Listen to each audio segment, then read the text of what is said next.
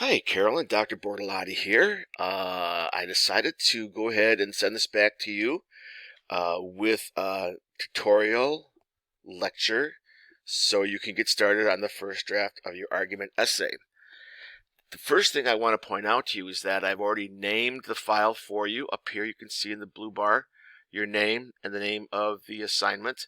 I put today's date down here. Don't change this date. And also, just don't worry about what the due date is for right now. I'll tell you guys later on what that is. Notice on the first page, your student heading is in single space. And eventually you have to come up with a good title for your essay, something creative. The way the outline is structured is this. It begins with your original question. I've placed it right here. I've labeled it question.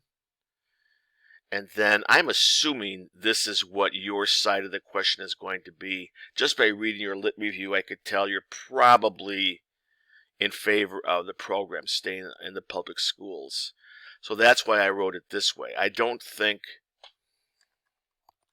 this is correct. Music programs should not stay in public schools. I have a feeling you are for them. So that's how I'm going to continue with this lecture, assuming that this is correct. Anyway, the way I got your thesis is I simply answered this yes or no question and put it in the form of a declarative sentence. Music programs should stay in public schools. Short, sweet, to the point. It's got the topic, it's got your opinion, boom, easy. Notice it's also labeled. Next up, the word introduction and the word conclusion are just placeholders. No actual paragraphs will appear on the outline. Also notice that I've kept the color coding. This is going to be color coded with your subtopics in red, your A details in blue, and your B details in green. Let me start with the details first. This is you. This is you and your side. You are the rebuttal. This is the people who are against you.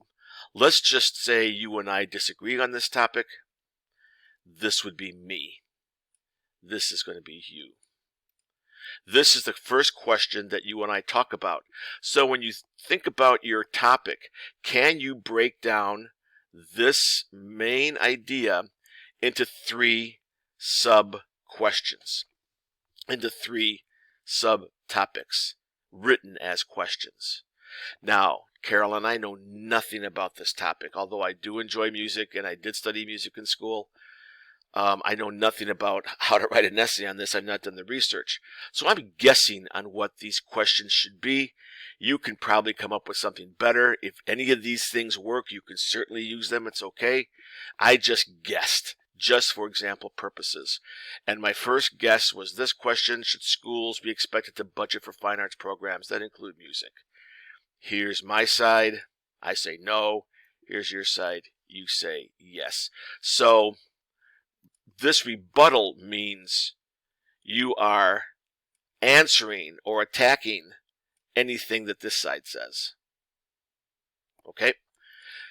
When this is fleshed out into the essay, the introduction will be one paragraph, and then this will be one paragraph. And then you will indent at B. I've got an illustration down below, so just hang tight for a second. Then when you get done with those two paragraphs, you go on to your next subtopic. Do music programs educate? Once again, I'm making this up. I don't know what I'm talking about. This is just for example purposes. My side, your side. Next subtopic question. Do music programs offer students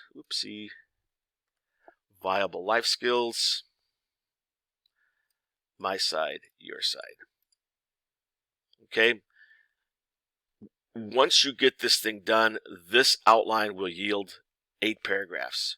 1, 2, 3, 4, 5, 6, 7, and 8. In other words, you're indenting at B. Each time, you're indenting at 1, 2, and 3 each time. Here's what it looks like. Coming down here, you'll notice I've already included your page headers for you. Don't change those. And once again, the essay title is going to go on the first page of the essay. Use the introduction as an opportunity to give the reader any background or history of the issue, something that the readers may not know what causes this to be a problem. You don't have space in the essay itself to go over any background. You don't have any space at all. Okay, so use the introduction to educate the reader on why this is a big deal. Okay, now, you can, if you want to, include an in-text citation in the introduction. You don't have to, it's not required.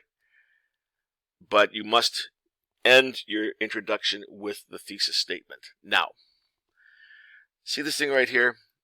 This footnote? Since the introduction of the in-text citation style from the MLA, we don't see this happening that much anymore. However, you may stumble across a professor or two in your college career that wants you to include footnotes, so here's how you do it. Here's how you do it. Let's say for whatever reason you've got a term here that you think should be common knowledge, that you think everyone should know, but maybe you're not sure, and you want to give a definition, but you don't want to waste any space here. Give the reader a footnote, and here's how you do it. You come up, put your cursor where you want the footnote to appear, come up to References, and click Insert Footnote. And automatically at the bottom of the page, the footnote appears, and then you can write the definition of whatever it is that you want the reader to know. Notice that there were two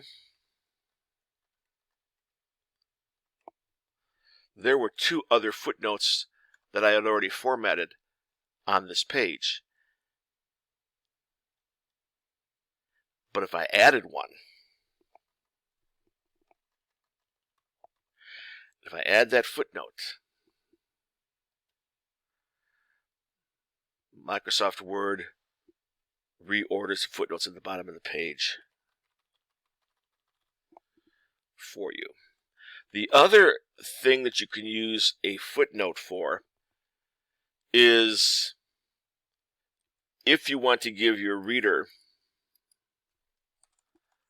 a source for future reading that you did not cite. For example, let's just say there's something here that might be sort of controversial, okay, that you might want to just point your reader in the direction of where you got this source. You can do that here too. You can actually put the whole source here if you wanted to. Depends on what your professor requires. Footnotes are not required for this assignment. This is just one way you can kind of play around with it to see if you like doing it, and it's just another skill you have in your writing arsenal for courses and professors that will be in your future. Okay, I'm running out of time, so I got to get going. Once you get done with the introduction, you start your first paragraph. This is red. Notice it matches the color coding on the outline. Red, blue, green. The very first subtopic paragraph starts with your subtopic sentence. And the sentence is easily constructed. In fact, use this sentence. Of course, it depends on your question, but then actually use this wording. The first argument asks, should schools be expected to budget, blah, blah, blah, blah, blah, blah.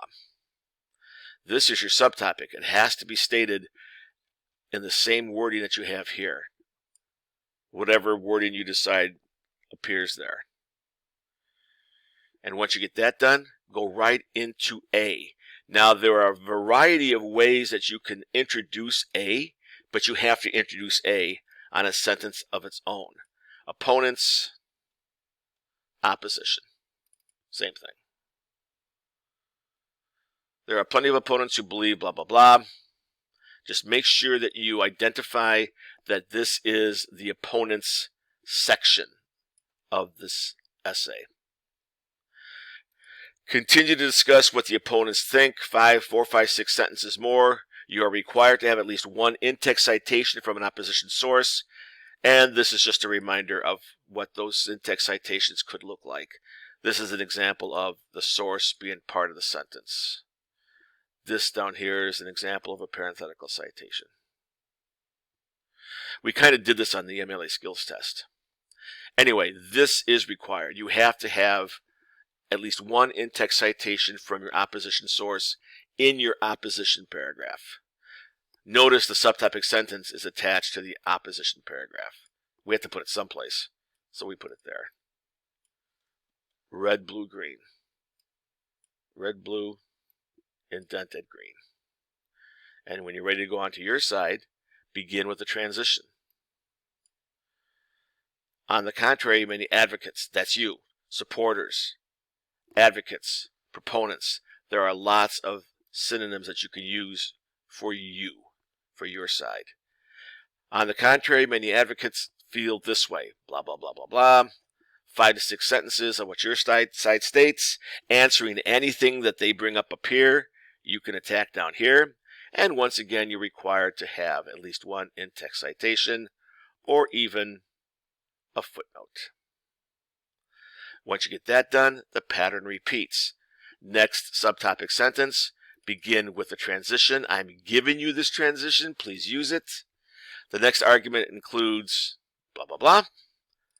Go to opponents, what they say in 5 to 6 sentences, blah, blah, blah. In-text citation, transition to your side, however. Introduce your side with proponents, advocates, supporters, whatever, and the pattern repeats.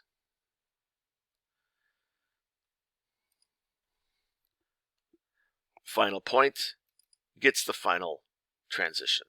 The final question in this debate asks, blah, blah, blah. Opponents, that's their side. Supporters, that's your side. Notice I'm giving you good transitions to use. In the event that you, I don't know if you've ever seen this before, in the event that you have a quote that's longer than 4 lines typed, MLA says that you block quote the quote. And here's how you do it. Let's say you're typing along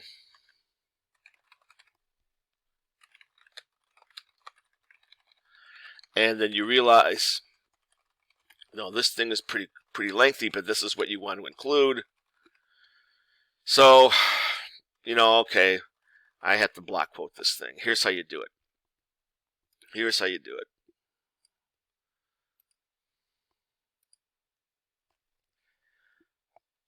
You bring it down here, and then you tab this thing over twice.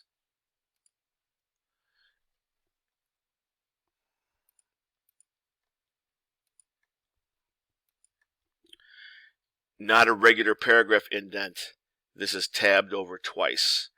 And then notice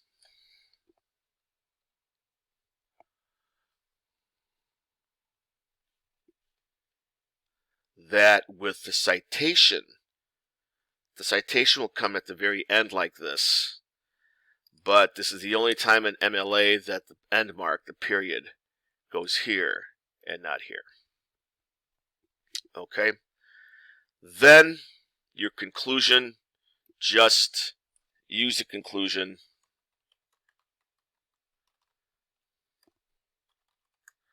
to summarize your main arguments.